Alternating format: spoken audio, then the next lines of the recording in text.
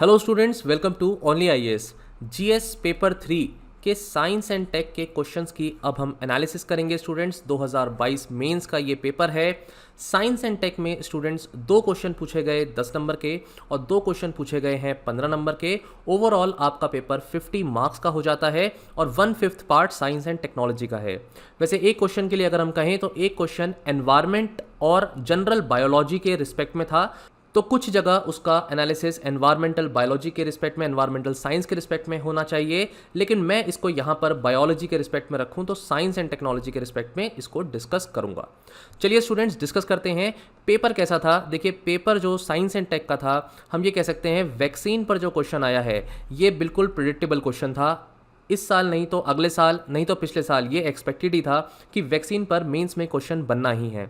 तो इस क्वेश्चन के रिस्पेक्ट में कहूँ तो बिल्कुल प्रिडिक्टेबल हो गया, लेकिन एक सेलुलोज नाम के शब्द पर क्वेश्चन बनाया गया और वो बिल्कुल अनप्रिडिक्टेबल था क्वेश्चन। वहीं जेम्स वेब टेलीस्कोप पर क्वेश्चन आया स्टूडेंट्स, और जेम्स वेब टेलीस्कोप आपको पता है न्यूज़ में तो बहुत था, लेकिन स्टूडेंट्स के लिए, एस्पिरेंट्स के लिए पेपर देते हुए ज़रूर एक झटका लगा होगा कि इसकी स्पेसिफिकेशंस पूछ ली गई थी।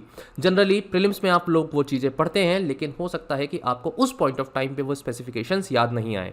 तो पेपर में कहूँ एट द एंड इतना ईजी तो नहीं था। उस पॉइंट ऑफ टाइम पर अटेम्प्ट करना इस साइंस एंड टेक के पोर्शन को कंपैरेटिवली मुश्किल हो सकता है कैंडिडेट्स के लिए, अगर उन्होंने अच्छे से डिटेल में स्पेसिफिक पॉइंट्स को ध्यान में रख करके तैयारी नहीं की थी। तो बाकी एक क्वेश्चन वैक्सीन का तो बहुत ही ईजी क्वेश्चन था। एक क्वेश्चन हेल्थ केयर के रिस्पेक्ट में पूछा और ये क्वेश्चन बिल्कुल जनरल क्वेश्चन था। तो इस पूरे पेपर की इन चारों तरीके की क्वेश्चंस की एनालिसिस मैं अभी करूंगा और इसके आंसर भी आपको बताऊंगा। उससे पहले स्टूडेंट्स, मैं कॉम्प्रिहेंसिव जो हमारे कोर्सेज चल रहे हैं मेंस 2023 के लिए और कॉम्प्रिहेंसिव प्रीलिम्स स्पेशल बैच जो है हमारा 2023 के लिए, ये दोनों आपको मैं डिटेल्स दे रहा हूं यहाँ पर कांटेक्ट करके इस नंबर पे आप इन कोर्सेज की जानकारी ले सकते हैं। चलिए शुरू करते हैं। पहले देखते हैं फर्स्ट क्वेश्चन क्या है। स्टूडेंट्स 10 नंबर का ये क्वेश्चन है जहां पूछा गया कि इंक्रीज कर गई है लाइफ एक्सपेक्टेंसी हमारी कंट्री की और इसकी वजह से नए हेल्थ केयर चैलेंजेस कम्युनिटी में आ रहे हैं। तो वो चैलेंजेस कौन से हैं? तो हमसे पूछा गया है व्हाट आर दोज चैलेंजेस, ये first part of the question, और दूसरा है स्टेप्स नीडेड कि उनको हम चैलेंजेस को मीट कैसे करेंगे। तो 5-5 नंबर में अगर हम डिवाइड करें स्टूडेंट्स, तो इस तरह से आपका आंसर रहेगा कि सबसे पहले इंट्रोडक्शन में ये एक्सपेक्टेड है आपसे कि लाइफ एक्सपेक्टेंसी, एक तो आप बता दीजिए एक लाइन में लाइफ एक्सपेक्टेंसी होती क्या है और कैसे ये इंक्रीज कर गई है हमारी कंट्री में। उसके एक लाइन में आप रीजंस दे दीजिए या कोई डाटा दे दीजिए। जैसे कि आप कह सकते हैं कि भाई आज के टाइम में लाइफ एक्सपेक्टेंसी 67 जो है ईयर्स हो चुकी है 2022 में, और कंपेयर कर सकते हैं आप पास्ट के किसी डाटा से कि कैसे कैसे लाइफ एक्सपेक्टेंसी बढ़ी है। उसके इंक्रीज होने के कारण क्या है कि भाई हमारा हेल्थ केयर आज बेटर है, हमारे पास जो मेडिसिन की डिस्कवरी हुई है उसकी वजह से भी इंक्रीज़ किया गया है, हेल्थ में सुधार आया है लोगों के। लोग जो हैं आज के समय में ज़्यादा लंबा जीते हैं क्योंकि उनको फैसिलिटीज़ अवेलेबल हैं, इंफ्रास्ट्रक्चर अवेलेबल है, इंफ्रा की बात कर सकते हैं आप, या फिर मेडिकेशन की अवेलेबिलिटी बढ़ गई है। तो ये सारी चीज़ें आप बता सकते हैं। प्लस गवर्नमेंट के रिस्पेक्ट में भी हम आगे आंसर में लिखेंगे कि गवर्नमेंट ने भी 2-3 चीज़ें क्या करी हैं जिसकी वजह से लाइफ एक्सपेक्टेंसी बढ़ी है। अगर आप चाहें तो इंट्रोडक्शन में भी ये पॉइंट लिख सकते हैं कि गवर्नमेंट ने over the period of time किस तरीके से अपनी जो सरकार की स्कीमें हैं उन स्कीम्स के तहत इस लाइफ एक्सपेक्टेंसी को बढ़ाया है। लेकिन ऐसा अगर हो रहा है तो उसकी वजह से डेफिनेटली हमारा पॉपुलेशन बर्डन जो बढ़ रहा है वो तो पॉइंट है ही, और पॉपुलेशन बढ़ने की वजह से नए नए चैलेंजेस और भी ज़्यादा आ जाएंगे। तो चैलेंजेस की बात करें अगर स्टूडेंट्स, तो चैलेंजेस में आप सबसे पहले यही पॉइंट लिखेंगे कि पॉपुलेशन हमारी इंक्रीज़ कर जाएगी। पॉपुलेशन जो हमारी इंक्रीज़ कर जाएगी और सीनियर सिटीजन्स का नंबर जो बढ़ेगा उसकी वजह से होने वाली जो प्रॉब्लम्स हैं, एसोसिएटेड प्रॉब्लम्स जो हैं वो बढ़ जाएंगी। कम्युनिटी में जैसे कि हम कह सकते हैं रूमेटॉइड अर्थराइटिस के केसेस बढ़ जाएंगे, किडनी फेलियर के केसेस बढ़ सकते हैं, डायबिटीज़ जो प्रोलॉन्ग्ड बीमारियां होती हैं जैसे अस्थमा है, डायबिटीज़ है, यहाँ पर कैंसर है, ऐसी प्रॉब्लम्स बढ़ने के चांसेस हैं। एज के साथ साथ जो मेंटल हेल्थ केयर जो इश्यूज हो जाते हैं, जैसे एल्जाइमर्स डिजीज़ है, आप सारे एग्जांपल्स नहीं, एक या दो एग्जांपल्स लीजिए और उससे लिखिए कि ये प्रॉब्लम्स, एसोसिएटेड प्रॉब्लम्स बढ़ जाएंगी। ये प्रॉब्लम्स सीनियर सिटीजन्स के रिस्पेक्ट में लिख सकते हैं आप। एक चैलेंजेस तो यही हो गया। दूसरा चैलेंज मैंने जो बताया कि पॉपुलेशन का नंबर बढ़ेगा तो डेफिनेटली रिसोर्सेज जो है रिक्वायरमेंट बढ़ जाएगी। उसकी वजह से जो है क्या होगा कि जो लैंड है, फॉरेस्ट है, वो कट होता है, तो जूनोटिक डिजीजेस बढ़ सकती हैं। इसका एक बर्डन हमारे को फेस करना पड़ सकता है। प्लस लॉन्ग टर्म तक अगर लोगों की लाइफ एक्सपेक्टेंसी बढ़ी है और over the period of time अगर वो एंटीबायोटिक्स खाते हैं तो फ्यूचर में आगे जा करके हमारी सोसाइटी में एंटीबायोटिक रेजिस्टेंस के केसेस बढ़ सकते हैं। इसके साथ साथ वेक्टर बॉर्न डिजीजेस क्यों हो जाएंगी मैं बता देता हूं। वेक्टर बॉर्न डिजीज इसलिए होंगे क्योंकि एनवायरनमेंट का डिग्रेडेशन होगा। यहां पर आप इस पॉइंट को जरूर लिखेंगे, एनवायरनमेंट डिग्रेडेशन, जिसकी वजह से zoonotic and vector borne diseases बढ़ेंगे। इसको कॉमन पॉइंट भी बना सकते हैं।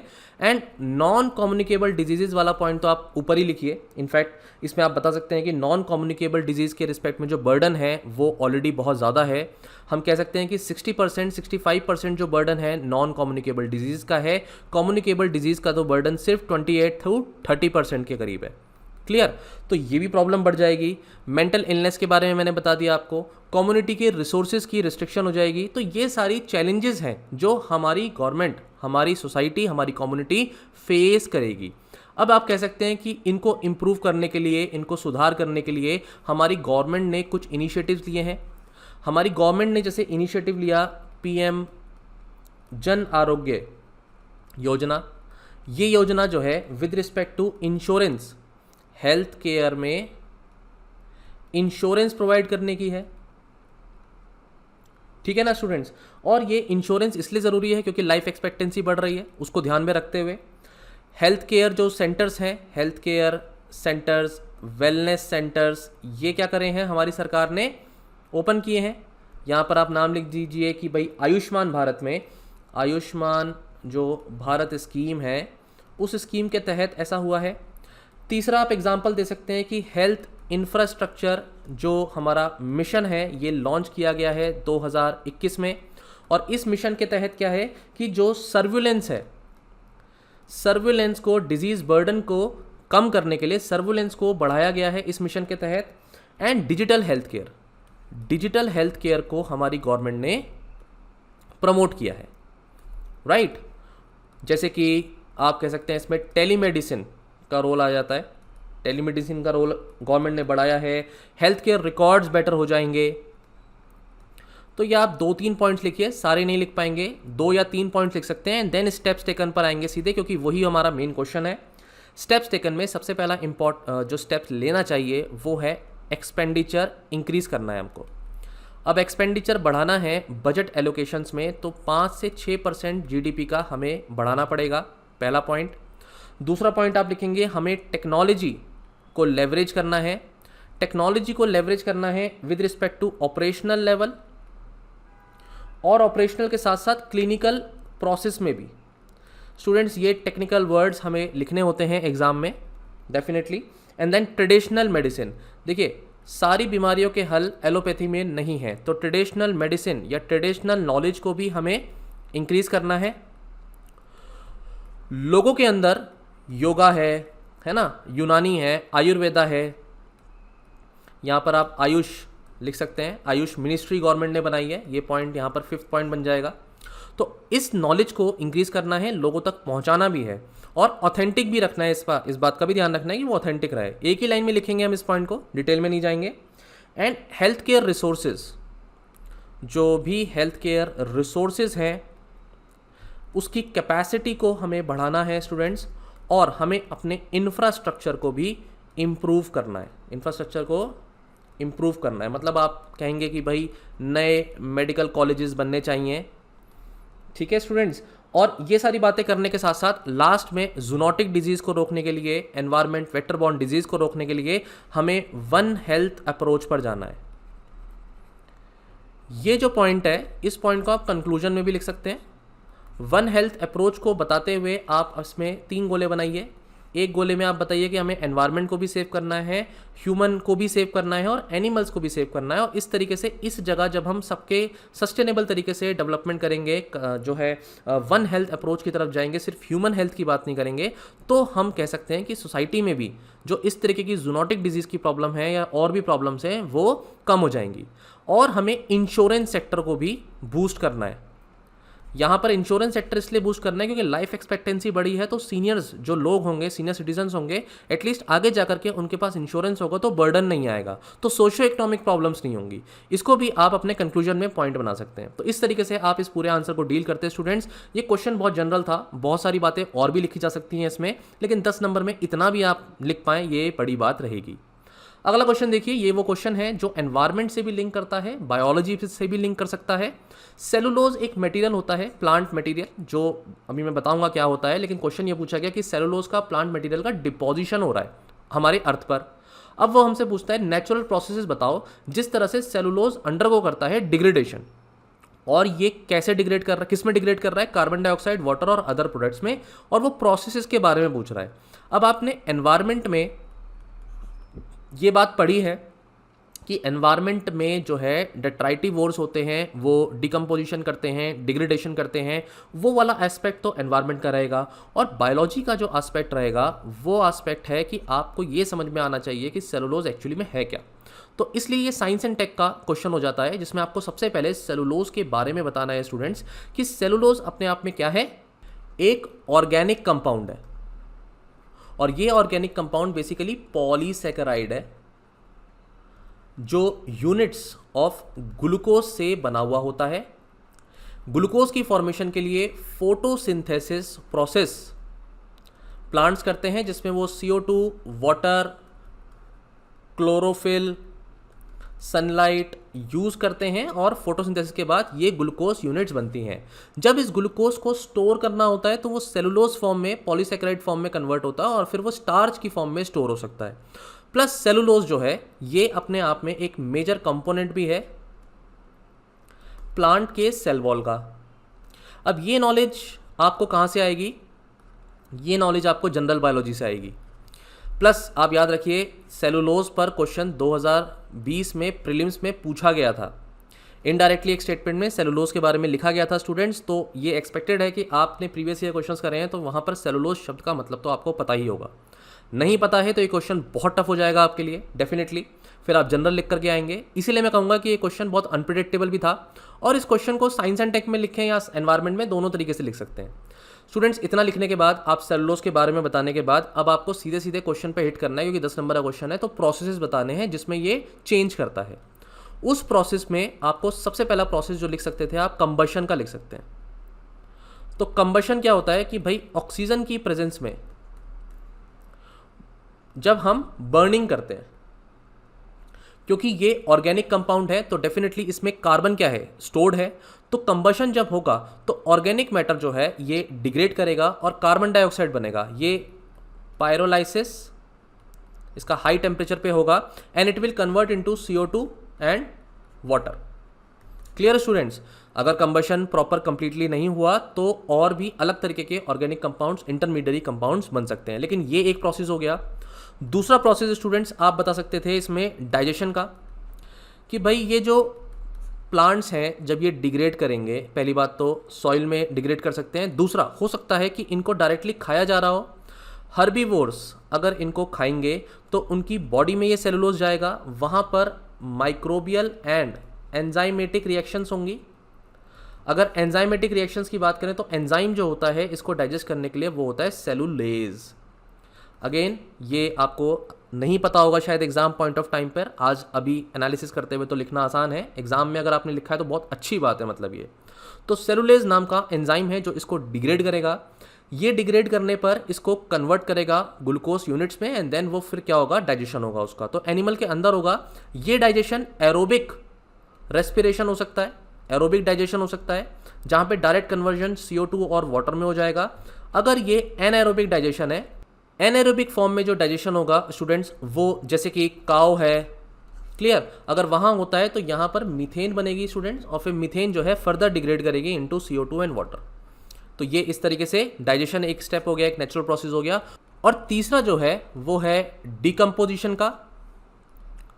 ये आपने एनवायरनमेंट में पढ़ा ही हुआ है स्टूडेंट्स कि कैसे डेट्राइटस होता है, जब ऑब्वियसली प्लांट को डिग्रेड करेगा, ये सेलुलोज जब ज़मीन पे गिरेगा लीफ की फॉर्म में, यहाँ पर प्लांट के जो भी फर्दर डिग्रेडेशन होना है उसका सॉइल में, तो वहाँ पर एनवायरमेंटल कंडीशंस में बहुत सारे स्टेप्स हैं, आपने पढ़े होंगे। फ्रेगमेंटेशन होगा, लीचिंग होगा, catabolism, humification and mineralisation.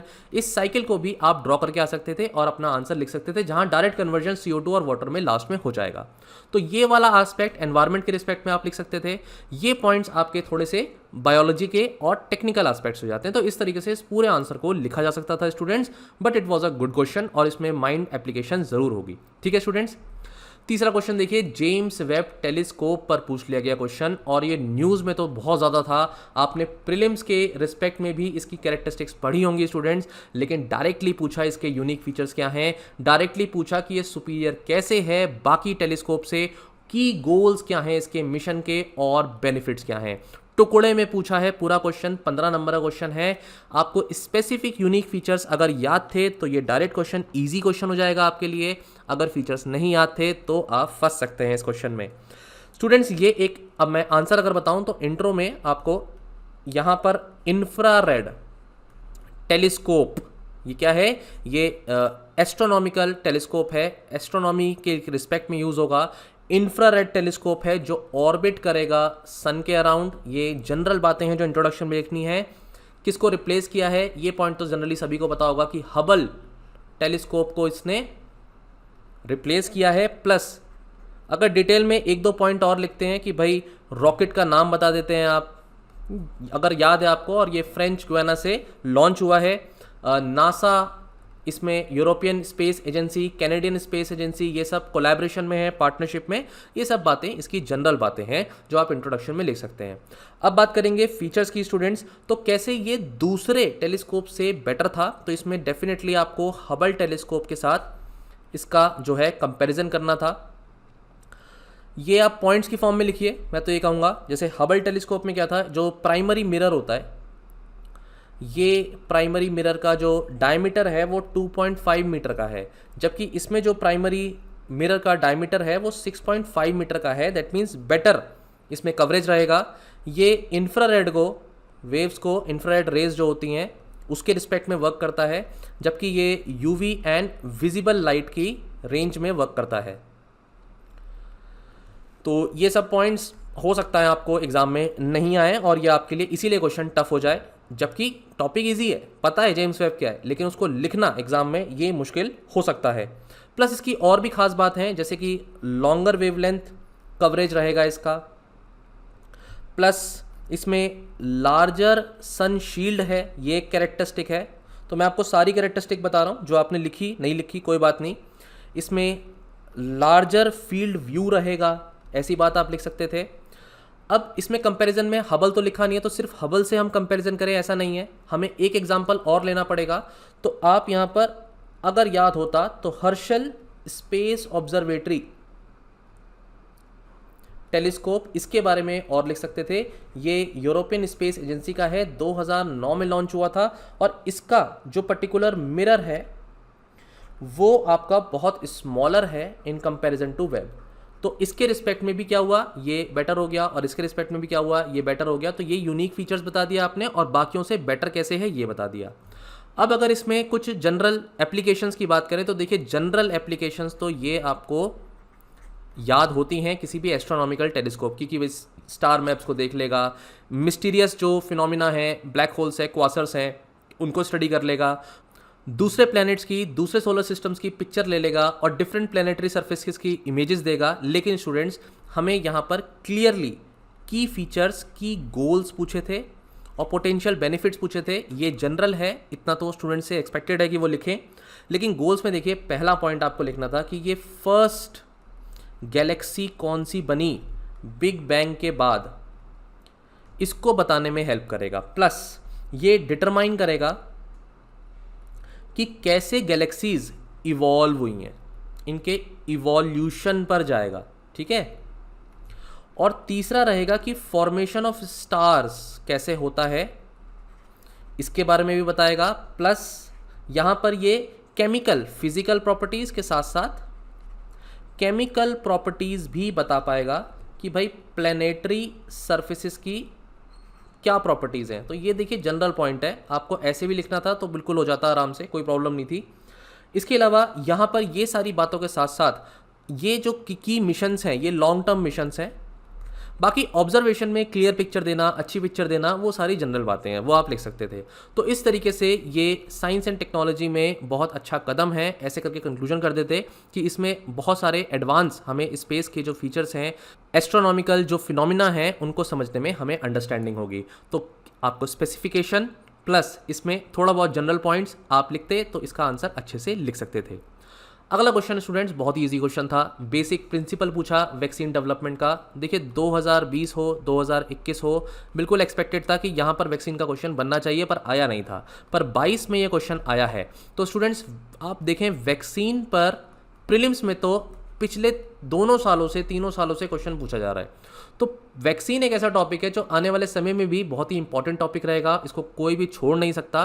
Basic principle vaccine का पूछा, वैक्सीन कैसे काम करती है, और अप्रोचेस पूछ लिया डायरेक्टली, कैसे अप्रोच इंडियन वैक्सीन मैन्युफैक्चरर्स ने यूज़ किए कोविड-19 वैक्सीन को बनाने में, मतलब कोवैक्सिन और कोविशील्ड, इसके बारे में आपको सीधे सीधे इसकी क्या तरीका था बनाने का ये पता होना चाहिए था, जो कि बहुत ही डायरेक्ट क्वेश्चन है। इंट्रोडक्शन में आप वैक्सीन के बारे में लिखेंगे, वैक्सीन होती क्या है, तो ये बताने की ज़रूरत नहीं यहाँ पर, वैक्सीन क्या है ये आपको सिंपल लिखना था। इसका बेसिक प्रिंसिपल यही होता है कि ये एक बायोलॉजिकल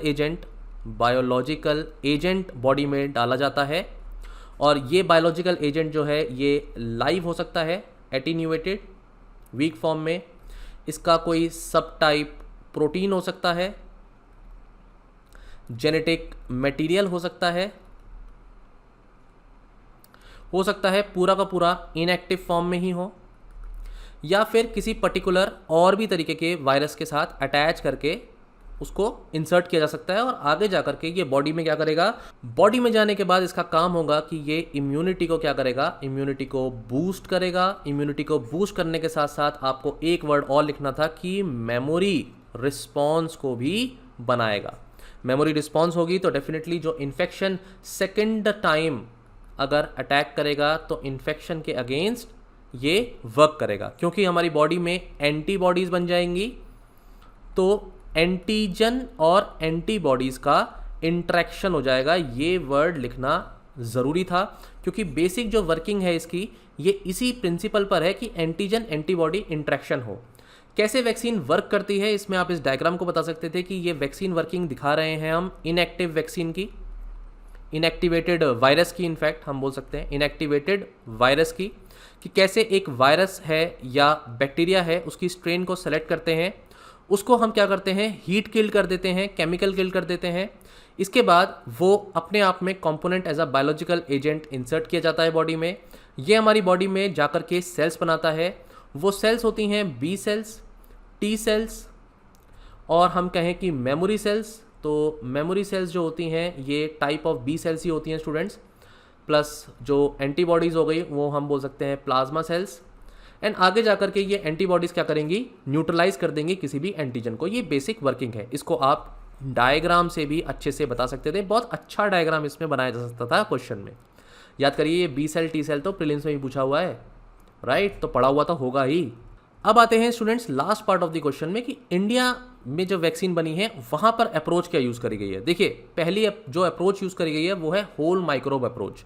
तो इनएक्टिवेटेड वैक्सीन बनाने के लिए हमने क्या किया, केमिकल से, हीट से, रेडिएशन से ऑर्गेनिज्म को किल करके वैक्सीन बनाई, जैसे मैंने ऊपर दिखाया। तो इसमें जो एग्जाम्पल है वो है कोवैक्सिन भारत बायोटेक की। क्लियर, तो ये एग्जाम्पल ज़रूर देना था क्योंकि कोविड-19 की वैक्सीन की बात की गई थी। उसके अलावा जो दूसरा अप्रोच है वो वायरल वेक्टर वैक्सीन का है, जिसमें एक सेफ वायरस लिया जाता है जिसमें डिलीवर किया जाता है सब पार्ट्स को। उन प्रोटीन्स को हम क्या बोलते हैं, स्पाइक प्रोटीन्स बोलते हैं स्टूडेंट्स। और इस तरीके से वायरल वेक्टर वैक्सीन बनाई गई कोविशील्ड जो सीरम इंस्टीट्यूट की है। वो एग्जाम्पल अगेन आपको कोट करना था। ये वायरल वेक्टर वैक्सीन कैसे बनती है हमने अपने मेंस जो बैच था उसमें बहुत अच्छे से पढ़ाई थी। तो स्टूडेंट्स अगर आपने पढ़ा है तो उसको आप डायग्राम की फॉर्म में रिप्रेजेंट करके आ सकते थे। तो इस तरीके से आपको पूरा आंसर बनता। और वैक्सीन बहुत इंपॉर्टेंट है, बहुत अच्छा रोल प्ले किया है इसने, आने वाली जो अलग अलग तरीके की जो बीमारियां फैल रही हैं उसको रोकने का काम किया है। कम्युनिटी में, हेल्थ स्ट्रक्चर में ये वैक्सीन का प्रोडक्शन और होना चाहिए। अलग अलग जो नई नई डिजीजेज आ रही हैं उसमें वैक्सीन की जो है इंपॉर्टेंस बहुत ज़्यादा है। इस तरीके से 2-3 अच्छी बातें लिख करके आप आंसर को कंक्लूड कर सकते थे। तो ये ओवरऑल आपका आंसर था। आई होप आपने इसको अच्छे से अटेम्प्ट किया होगा। तो स्टूडेंट्स, ये हमारा टोटल एनालिसिस था जिसमें हमने 4 तरीके के क्वेश्चंस को डिस्कस किया। आई होप आपको साइंस एंड टेक के जो डिस्कशंस हैं क्वेश्चन के, उससे समझ में आ गया होगा कि आपको कुछ ऐसी टर्म्स होती हैं जो न्यूज़ में होती हैं, उनके बारे में कुछ यूनिक फीचर्स को आपको जानना है। स्टूडेंट्स, 2021 में S-400 मिसाइल के बारे में पूछ लिया गया था। आज के 2022 के पेपर में जेम्स वेब टेलीस्कोप पूछ लिया गया है। ऐसी चीज़ों को छोड़ करके नहीं आना है स्टूडेंट्स। ये वैसे तो देखा जाए अगर आपको याद होते फीचर्स तो सीधे सीधे आप लिख सकते थे। तो साइंस एंड टेक में आप बिल्कुल हॉलिस्टिकली प्रिपेयर करें अपने टॉपिक को, और स्पेसिफिक क्वेश्चंस भी पूछे जा रहे हैं। Thank you so much students.